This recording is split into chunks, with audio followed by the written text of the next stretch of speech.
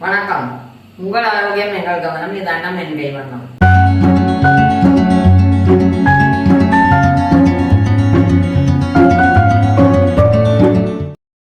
இன்றைய ரெசிபி பருப்பு கீரை கார உசிலி. 50 கிராம் தோரம் பருப்பு 1 மணி நேரம் ஊற வச்சிருக்கேன். இதை தண்ணியை வடித்து மிக்சிக்குள்ளே போட்டுடலாம். ஒரு கட்டு கீரைக்கு 50 கிராம் துவரம்பருப்பு. கொஞ்சம் தான் தண்ணி இருக்குது, கொஞ்சம் தெளிச்சுக்கலாம். ஒரு ஆறுக்கு கருவேப்பிலை போட்டுக்கலாம். உப்பு, இந்த பருப்புக்கு தேவையான அளவு உப்பு, பெருங்காயம் ஒரு 1/2 ஸ்பூன் போட்டு 1-2 அரைக்கணும். இதை கழுவ வேண்டாம், அப்படியே மூடி வச்சுக்கலாம், பின்னாடி யூஸ் பண்ண போகிறோம். இந்த போட்ட பருப்பை இந்த மாதிரி தின் லேயராக பரப்பி வச்சுக்கணும். இப்போ குக்கரில் வேக வைக்க போகிறோம். அடியில் அது மேலே தண்ணி ஏறாமல் இருக்கிறதுக்கு இந்த சின்ன பாத்திரத்தில் தண்ணி வச்சு அது மேலே இந்த பருப்பு வச்சிடுறேன். 10 நிமிஷம் ஹையில் வச்சு 10 நிமிஷம் லோவில் வைக்கணும். அப்புறம் ஆஃப் பண்ணிடணும். வெயிட் போடக்கூடாது. ஆஃப் பண்ணி 5 நிமிஷம் ஆயிடுச்சு. இப்போ திறந்து பார்க்கலாம். எடுத்து வெளியே வச்சிடலாம். ஆறட்டும். பருப்பு கீரை நல்லா ஆஞ்சு 2 வாட்டி கழுவி காய வச்சு வச்சிருக்கேன். அது ஆறி இருக்கிற சமயத்தில் இது பருப்பு ஆறும்போது நம்ம இதை இந்த மீன் டைம் இதை பண்ணி வச்சுக்கலாம். கட் பண்ணி வச்சுக்கணும் சின்னதாக. சும்மா ரஃப்பாக கட் பண்ணா போதும்.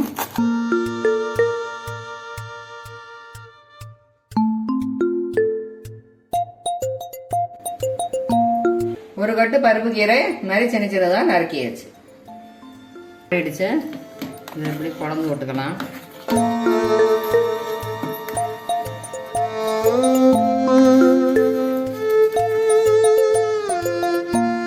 இந்த மிக்சியில் போட்டு பொடிச்சுக்கலாம்.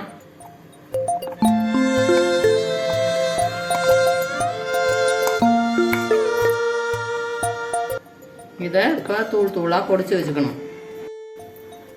இந்த மாதிரி அரைச்சிட்டு அதே பாத்திரத்தில் ட்ரான்ஸ்ஃபர் பண்ணிக்கணும். இந்த மாதிரி போலன்னு ஊற்றட்டும். அடுப்பில் வானலியை வச்சு அடுப்பை பற்ற வச்சுக்கலாம். எண்ணெய் ஒரு கரண்டி அளவு ஊற்றிக்கலாம்.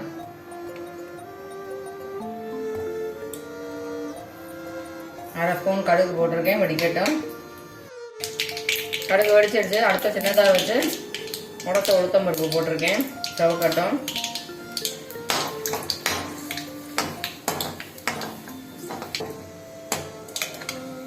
செவந்து வந்துடுச்சு. இப்போ கருவேப்பிலை போட்டுக்கலாம்.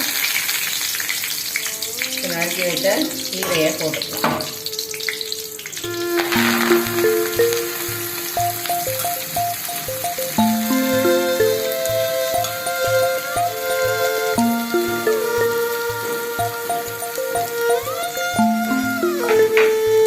கீரை வதங்கும் போது சுருங்கிடும், அதனால உப்பு கொஞ்சம் பார்த்து போட்டுக்கணும்.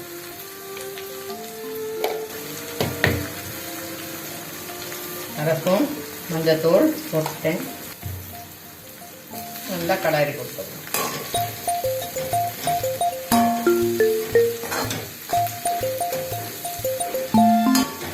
கையில் வச்சே கலருங்க.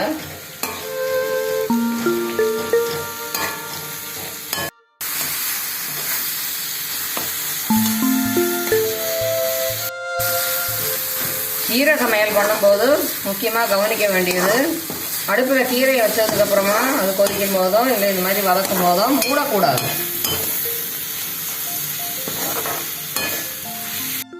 கொஞ்சம் வதங்கினோன்னா இந்த மாதிரி சின்னதாக வச்சுக்கோங்க.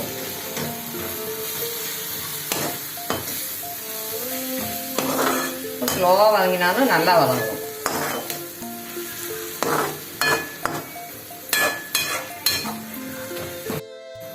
வதங்கிடுச்சா பார்க்கலாம். இப்படி இருந்தால் இந்த மாதிரி கட்டாகும். நல்லா வதங்கிடுச்சு. இப்போ இந்த பருப்பு பொடிச்சு வச்சுருக்கோம் இல்லையா, அதை இதுக்குள்ளே போட்டு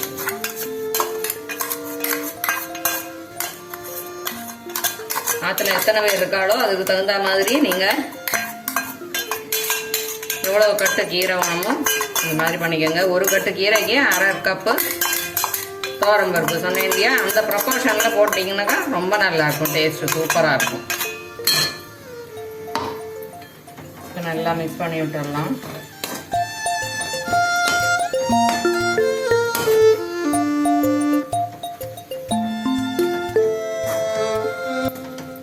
பருப்பும் இதுவும் நல்லா மிக்ஸ் ஆகணும், அது மாதிரி கலரிக்கிட்டே இருக்கும்.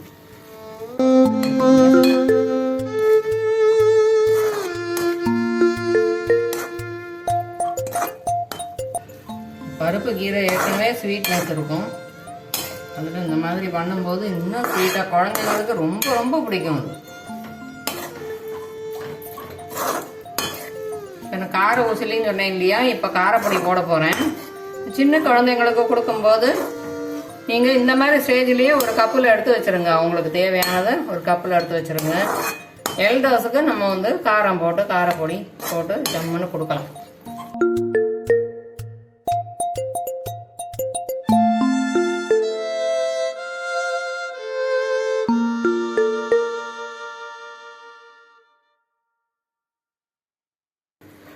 நல்லா மிக்ஸ் பண்ணிட்டோம். இப்போ அடுப்பை ஆஃப் பண்ணிக்கலாம். ஒரு 1/2 ஸ்பூன் பெருங்காயத்தூள் போடலாம்.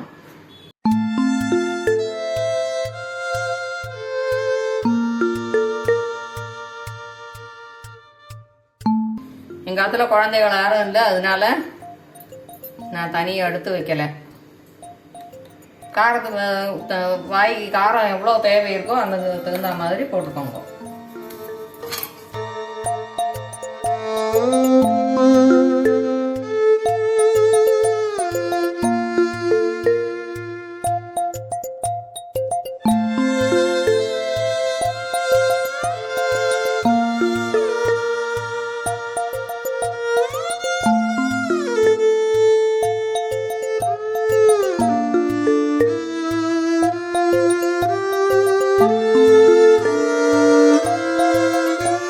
பருப்பு கீரை கார ஊசிலி ரெடி ஆயிடுது.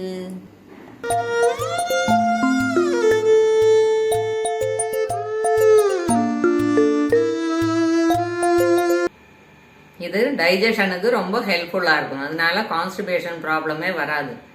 அது மட்டும் இல்லை, இதில் இருக்கிற மெக்னீசியம் சுகர் லெவலை ரெகுலேட் பண்ணும். அதனால டயபெட்டிஸ் இருக்கிறவங்களுக்கும் இது ரொம்ப உகந்த கீரை. பார்த்தாச்சா?